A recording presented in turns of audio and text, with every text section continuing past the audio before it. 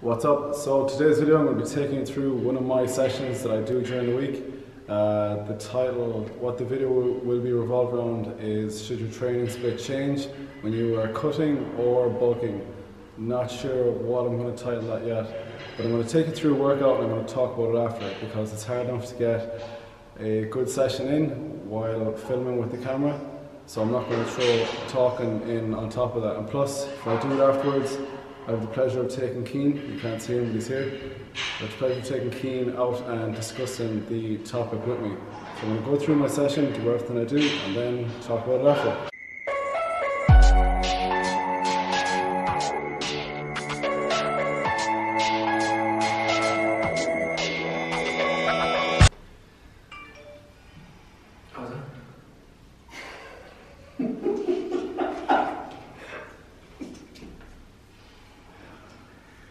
You expect me to check it? Before we start, shout out to Ina's, they make great coffee. Okay, so today's video is on, should your training split or training routine change when you are either in a cutting phase or a bulking phase? And the short answer to that question is no. No. That's today's video. Yeah, thanks. No, we're finishing. I love that, wouldn't I? Yeah. People usually go through these phases of in a caloric surplus, bulking, and to gain a lot of muscle.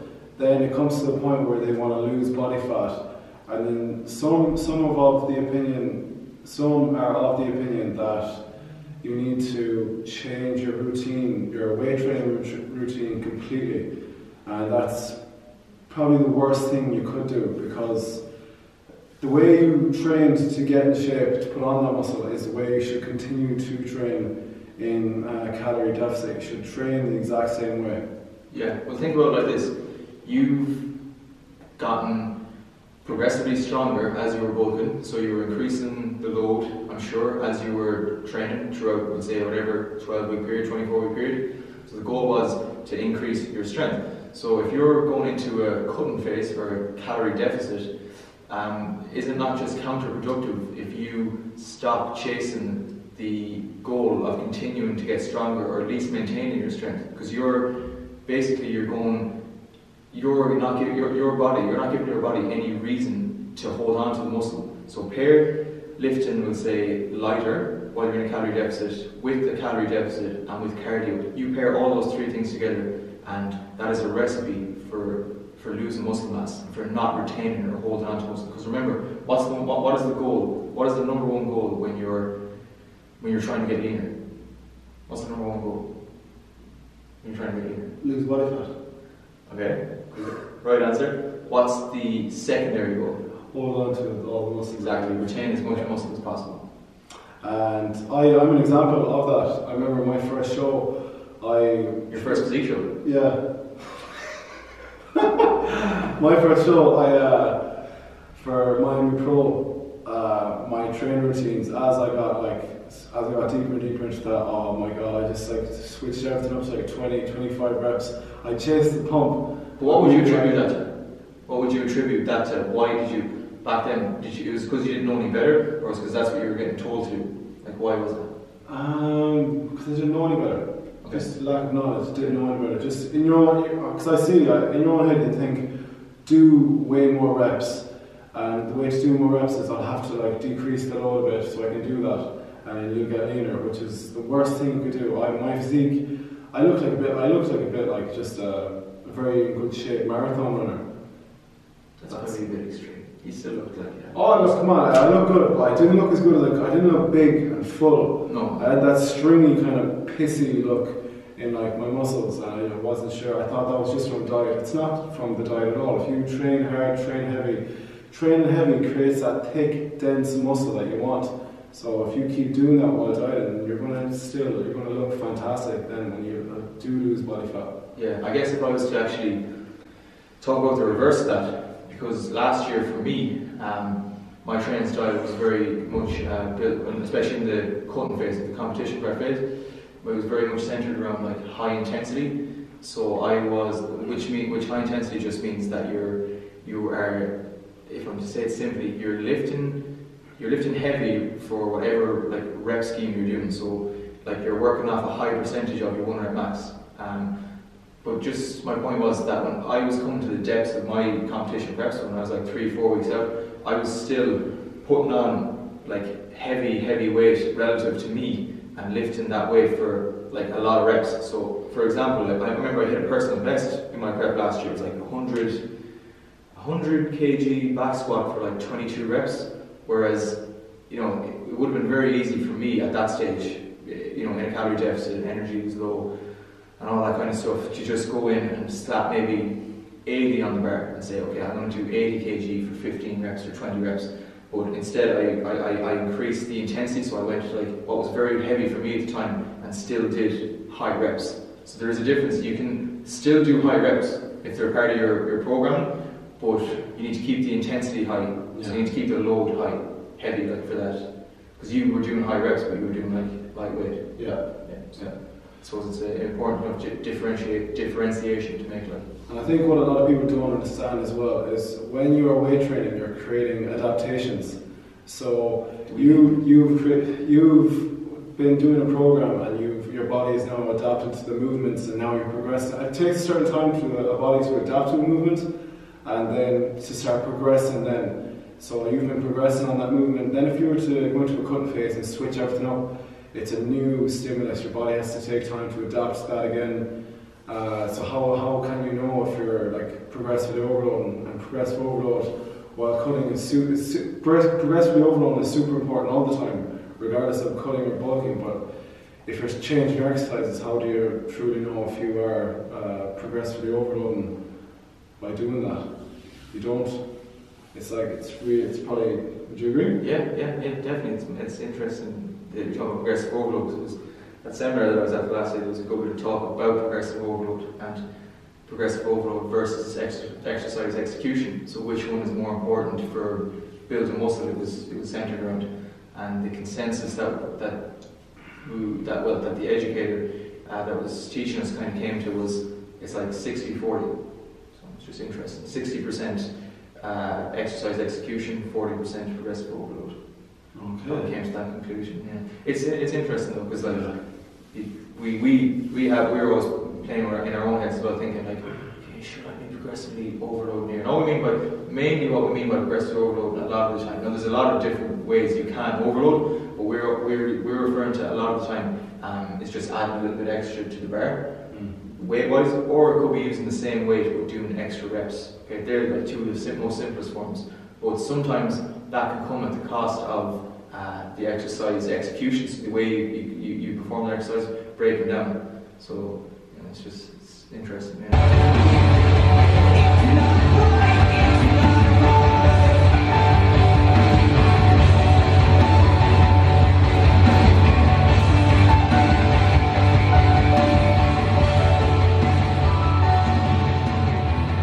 Shout out to Megan and Erica.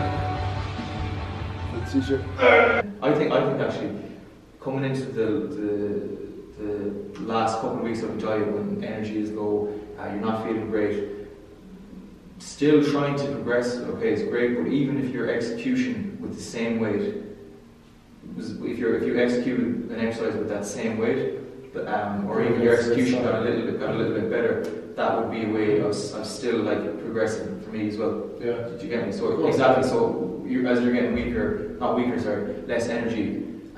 If the technique isn't break, so the technique you might want to just let it break down, but not letting it break down is a way of progression itself. Yeah. But if you train, if you do an exercise and execute it differently, better, the load is going to be, it's going to feel way heavier. Like if you're used to pressing, chest pressing dumbbells, 35 kilos, 10 reps, just throwing them up and down, then you decide to start executing properly, and you slow it down and do everything you're supposed to do, you probably will get it like, as you're getting 5 or 10 reps for, you probably get like 5 or 6. It's going to feel way different. Yeah. It's going to feel completely different. And it kind of throws progressive overload on its things have to get worse to get better again. Yeah, because if you're just going by progressive overload with the same weight for 10 reps, right, and you multiply that and you find out what the volume is, so say it's 100 by 10, that's 1,000, but then you only do 5 reps, So that's 100 by 5 is 500. So you've done half the amount of load, but you've executed it way better. You might have got way more out of it from your chest. So just, we're not saying it's not important. I've always been an advocate, and so have you, of progressive overload. But it's just not to get too caught up with progressive overload, and that not to be the only metric in which you decide how successful or how much progress you're going to make. Well, it's progressive overload on what muscle? Like, are you progressively overloading on the target muscle, or are you progressively overloading on multiple muscles? Yeah. Like, you're working where you're supposed to. Just think about that. A client in here last night, or 2 nights ago, was on his target was 55 on a bench press.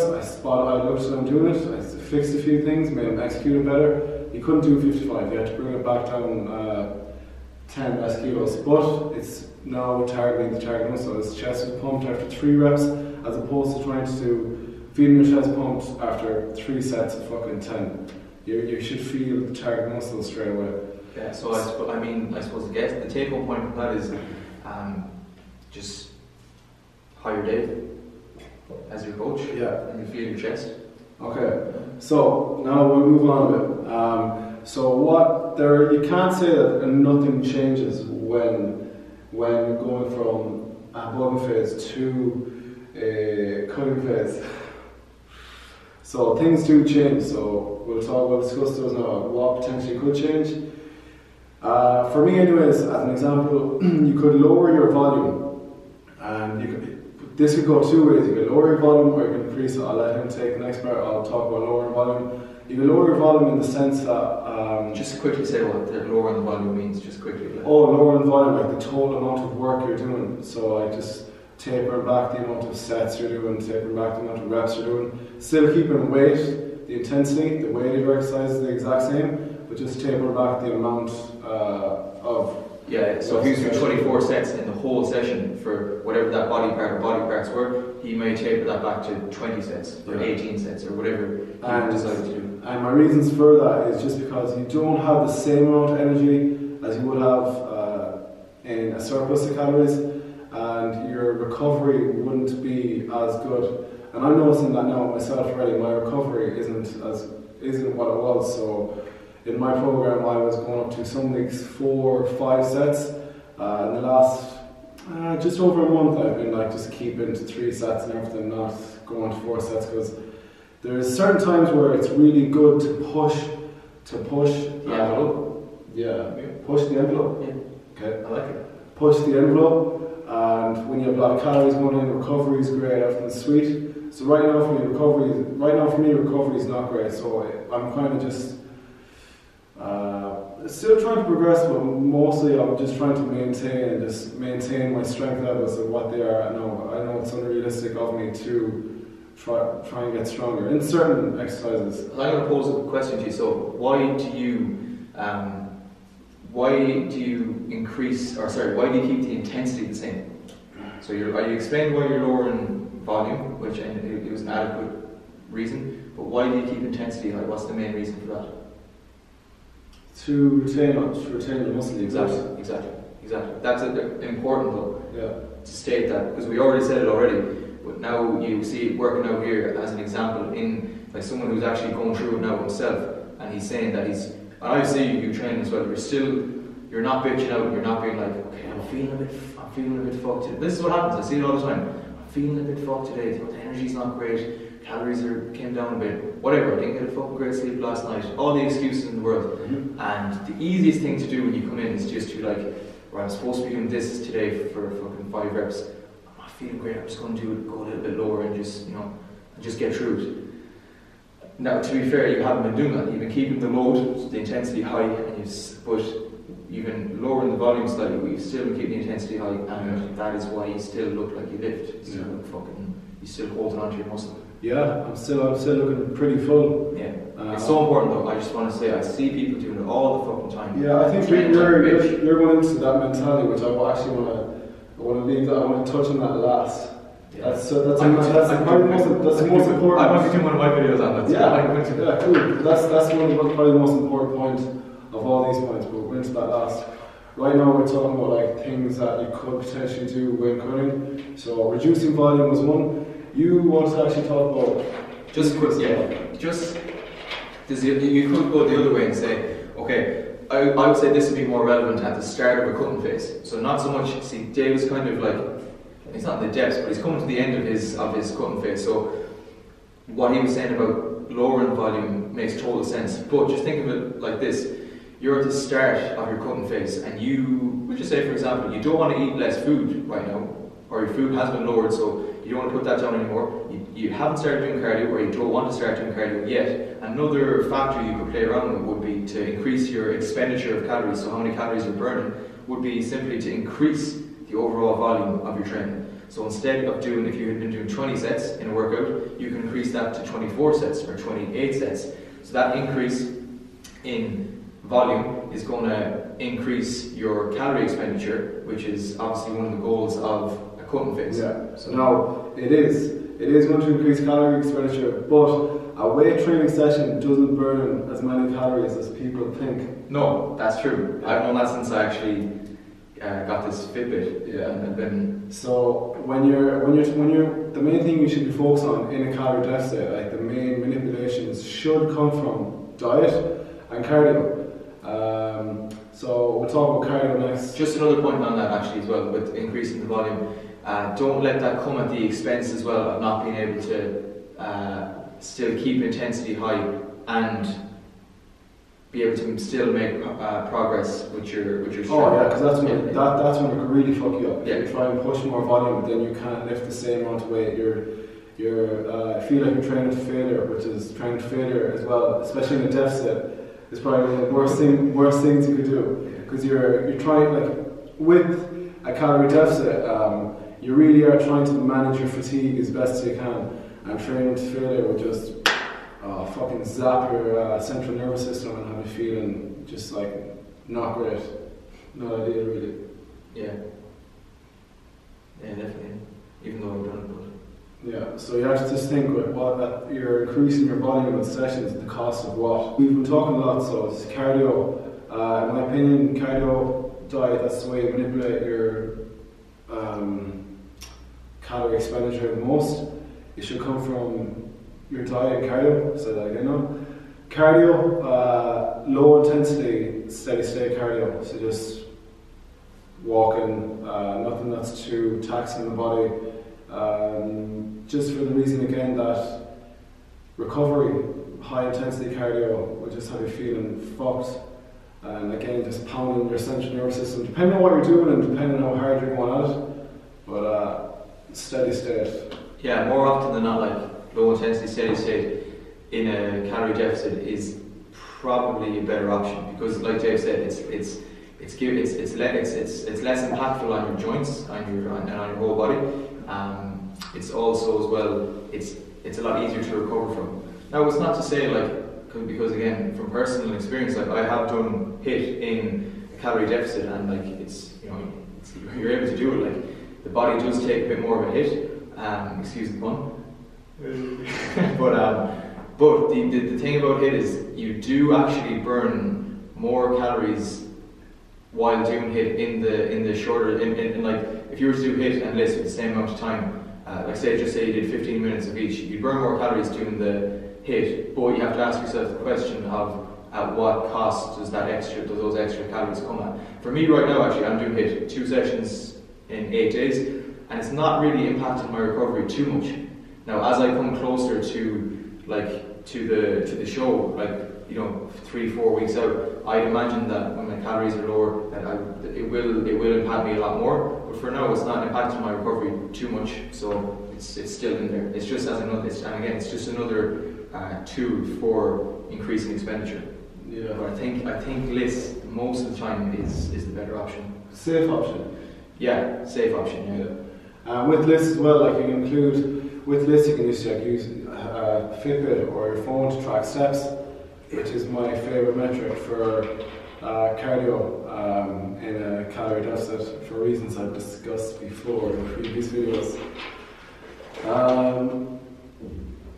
We can also other training manipulations, supersetting exercises, supersetting joint sets, rest periods, and cardio such as strongman. which is stuff we should talk about because it's stuff I've actually added in now. At the end of some of my routines, I've added in farmers walks, just for the reason that it's extra expenditure. Now, it might be too much, but it's like I'm doing a lot more walking, it's harder, and I'm lugging two heavy weights down by my side. So at the same time, I feel like I've actually built some muscle from doing that at the early stages of it, because you have to remember, one of the ways, a lot of people actually argue that one of the best ways to build muscle is an isometric contraction. So holding the muscle in that shortened position, and that's what a farmer's walk's doing. Your chest is pulled up, your shoulders are pulled back, and you have two weights there hanging down by your side, and my back now traps and upper back. Yeah, traps, upper back, like all my back are fired up, and I feel like I've actually gained a bit of muscle from doing that when my calories were still high enough, like within 3,200 up to 5 at the beginning of my cut. They were fun as well. They were enjoyable to add in. So they were a way of increasing expenditure, but potentially I feel like I built muscle from them as well. So if you build more muscle, you in turn want to look leaner. You can superset exercises and shorten your rest periods as well, but again, that could affect. Yeah, that could affect the load that you're able to lift. Now, but like, could possibly come at the expense of the load suffering. You might be able to handle the load being shot. Yes, the load being shot, and no one likes the load being shot too early. Eh? Just make sure that the rest periods are consistent. It's something from my own training that I've noticed. It does make a difference. You rest 90 seconds after like a very tough set of half squats compared to resting 2.5 minutes. The set afterwards is going to feel a lot different if you've rested 90 seconds compared to 2.5 minutes. Would you agree? Yeah. Yeah, it's a big one.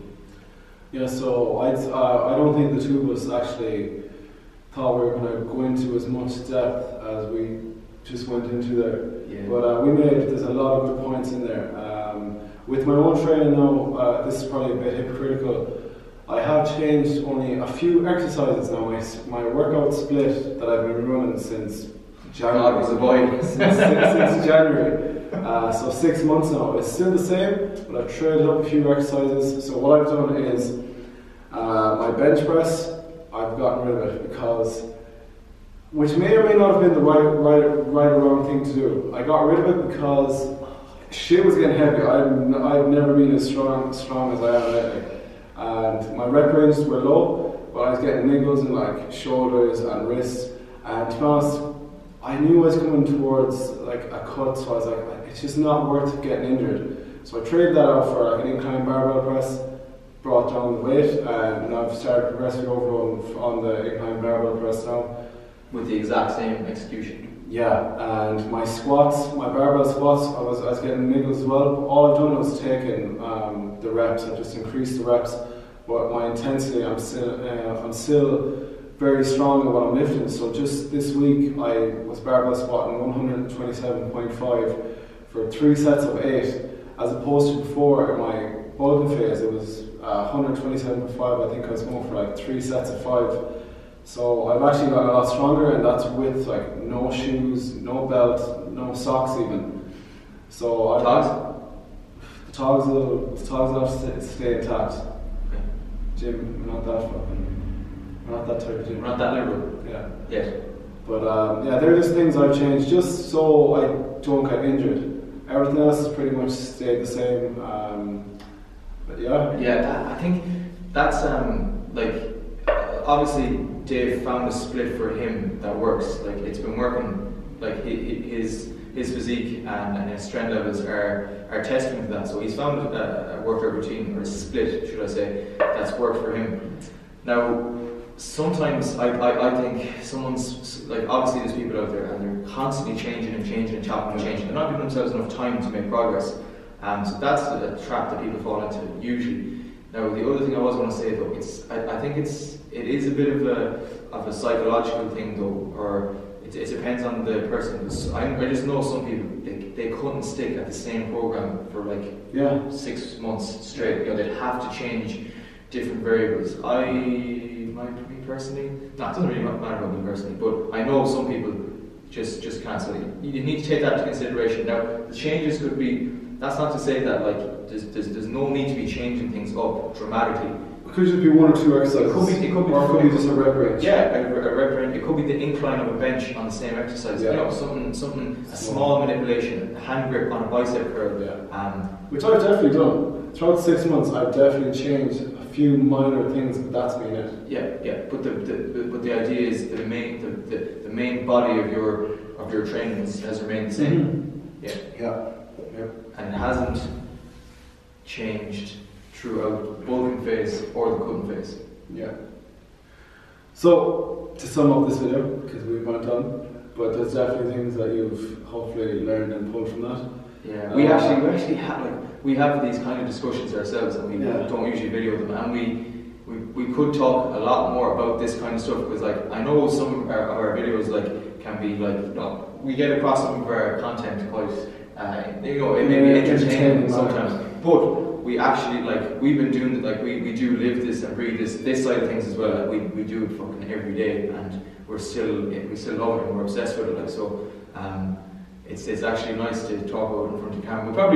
I might actually start doing this a bit more in my moments, because they've just been a bit of a entertainment show. I think we've lost. We've lost sight, but this stuff sometimes mightn't be as sexy or as appealing. But if you're watching this and you're wondering about some of these stuff, you're getting some good. Yeah, just a reminder, which is don't forget that we train. We still do this shit. We're still a gym.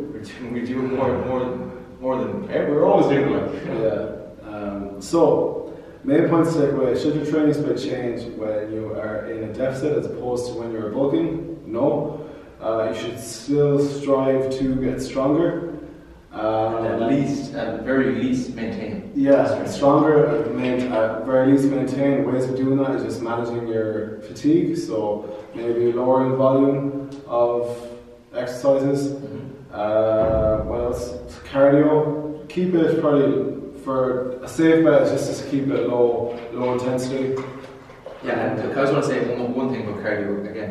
It's a pet peeve of mine. Don't be. You did that one out last week. I did, yeah. I didn't know what the fuck I was talking about last week. I didn't think about it. But with cardio, if your training isn't 100%, if your calories and your diet and your nutrition isn't 100%, don't even think about doing cardio. Just don't. Yeah. Seriously, there's no point.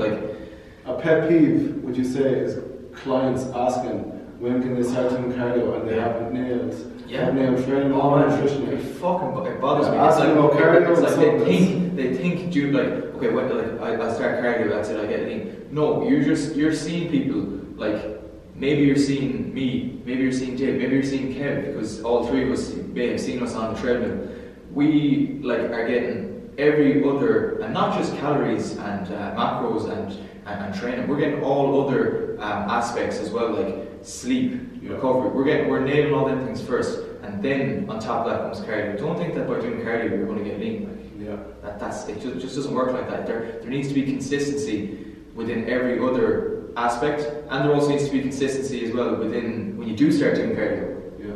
There has to be some kind of consistency there with a time frame. You're doing the same incline, you're burning the same amount of calories or whatever it is, which is and that comes back to the whole fucking diet mentality again, which we're not going to get into too much, but I'll let you take that. I'll let you take that in whatever video you want to do. But that's just, again, that comes back to diet mentality, which people get sucked into that, but we're not going to go into it. So, hope you found that video helpful. I took a shitload of training footage of myself training, but this video is so long, I don't know where I'm going to put it.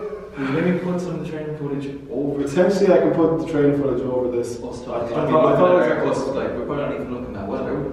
Yeah, I thought I was going to do a voiceover of my own training, but do you know what? I was going to throw it over us talking, and I'm going to put that session I'm doing in the video. I'm going to put it in the description below, and you can take and try that workout yourself.